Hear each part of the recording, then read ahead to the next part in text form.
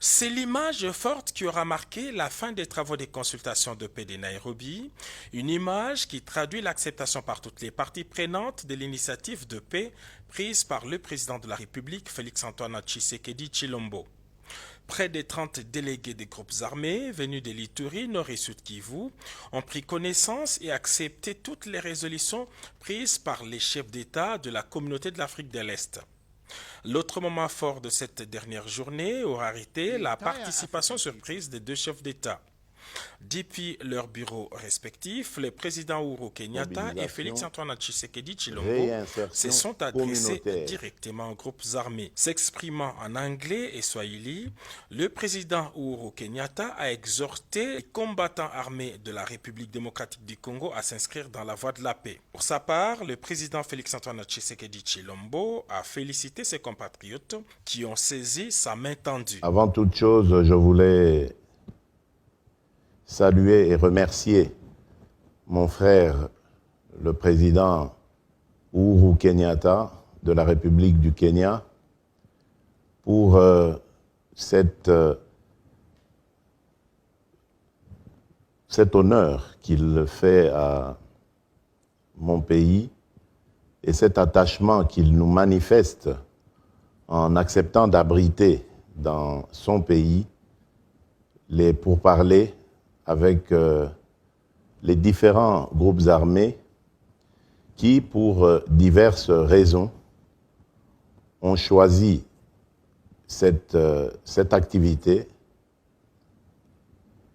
Merci, cher frère, Monsieur le Président Uhuru Kenyatta, et j'espère, vous, chers compatriotes, que vous allez également lui faire honneur non seulement en acceptant de venir discuter avec les représentants du gouvernement congolais, mais en y donnant suite par rapport à ce qui a été leur demande, notre demande, celle qui consiste à vous voir quitter ces activités totalement nuisibles et regagner la voie de la patrie, la voie de l'unité et de la paix sur tout l'ensemble du territoire national. Je vous remercie d'avoir entendu cette voix et vous félicite également pour votre engagement à vouloir quitter ces activités qui finalement n'honorent pas notre pays. La facilitation kenyane a annoncé une autre rencontre dans les prochains jours, bien avant les conclaves d'évaluation des chefs d'État programmés fin mai. En attendant, chacun des participants devrait regagner son milieu de vie naturel. Info 243 au cœur de l'actualité. Bonjour, mesdames et messieurs. Avant toute chose, je voulais saluer et remercier mon frère, le président Uhuru Kenyatta de la République du Kenya, pour cet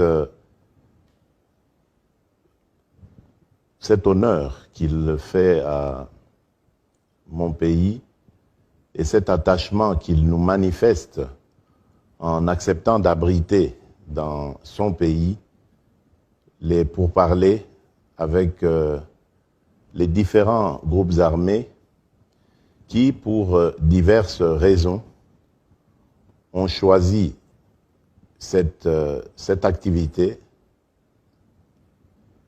Merci, cher frère, Monsieur le Président Uhuru Kenyatta, et j'espère, vous, chers compatriotes, que vous allez également lui faire honneur, non seulement en acceptant de venir discuter avec les représentants du gouvernement congolais, mais en y donnant suite par rapport à ce qui a été leur demande, notre demande, celle qui consiste à vous voir quitter ces activités totalement nuisible et regagner la voie de la patrie, la voie de l'unité et de la paix sur tout l'ensemble du territoire national. Je vous remercie d'avoir entendu cette voix et vous félicite également pour votre engagement à vouloir quitter ces activités qui finalement n'honorent pas notre pays. J'ai tenu à vous rencontrer lorsque j'étais à Nairobi, mais malheureusement pour des problèmes de logistique, notre rencontre n'a pas pu avoir lieu. Mais qu'à cela ne tienne, les représentants du pays que j'ai laissés sur place ont pris langue avec vous et m'ont donné de bonnes nouvelles par rapport à vos dispositions de vouloir vous mettre finalement en ordre avec la patrie. Je vous y encourage et je vous exhorte à cesser ces activités et vous garantis qu'il ne sera fait de mal à personne tant que vous accepterez la main tendue du gouvernement parce que vous êtes des compatriotes et que la République doit vous protéger. Vous avez gagné le maquis pour des raisons diverses que je peux comprendre, qui malheureusement sont liées à la situation qui a précédé mon avènement à la tête de la République démocratique du Congo. Et comme je le disais, je peux comprendre cela. Mais aujourd'hui, je voudrais vous dire que les choses ont changé. Vous avez, à travers ma personne, un interlocuteur qui est prêt à écouter vos desiderata, mais également qui est prêt à réaliser aussi vos vœux, surtout ceux de vous garantir la paix et la sécurité. Je comprends que pour des raisons diverses, vous ayez décidé de prendre les armes pour défendre vos communautés respectives. Mais je voudrais vous dire que la vision que j'ai pour la République démocratique du Congo, c'est celle d'avoir une armée républicaine et une police également républicaine, responsable toutes ces deux forces et totalement attachée à la défense de tous les fils et de toutes les filles de la République. Il n'y a donc aucune raison de prendre des initiatives d'autodéfense parce que la vocation qui est celle des forces de défense et de sécurité, c'est celle de protéger tous les individus, qu'ils soient congolais ou pas, vivant sur notre territoire national. Je vous exhorte donc à quitter ces activités et à joindre le processus DDR-CS. Vous avez vu, nous avons rajouté CS parce que c'est le processus de désarmement, démobilisation, réinsertion communautaire et stabilisation. Donc ça veut dire qu'aujourd'hui, contrairement à hier, nous avons un processus qui va prendre en compte tous les rendus, tous ceux qui vont quitter les activités des groupes armés et qui va s'occuper de leur avenir, c'est-à-dire leur réinsertion dans la communauté et de la stabilité même de cette communauté. Nous allons obtenir des soutiens, et ça c'est déjà le cas, des soutiens financiers, logistiques, techniques de la part de nos partenaires traditionnels qui s'engagent à nos côtés pour que tous ces rendus soient soient pris en charge de très belle manière et soient assistés dans leur réinsertion dans la communauté. Le but étant de vous former à pouvoir faire face aux besoins sociaux et communautaires à venir et à ne pas pouvoir retomber dans les travers du passé, à ne pas pouvoir vous trouver dans le besoin de devoir retourner dans vos activités du passé. Le but de la stabilisation, c'est également d'amener les communautés à dialoguer entre elles et surtout à privilégier la paix et l'unité. J'ai toujours dit qu'en République démocratique du Congo, il y avait de la place pour tout le monde. Nous ne devons pas nous faire la guerre pour des questions de terre ou de communauté. Parce que tout simplement, tous ceux qui sont congolais ont le droit d'habiter où ils le veulent sur la superficie du territoire national de la République démocratique du Congo.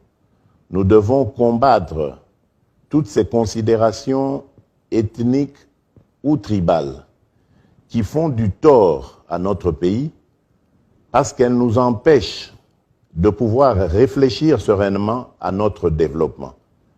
La République démocratique du Congo, notre pays, a des atouts considérables que nous envie tout le monde entier.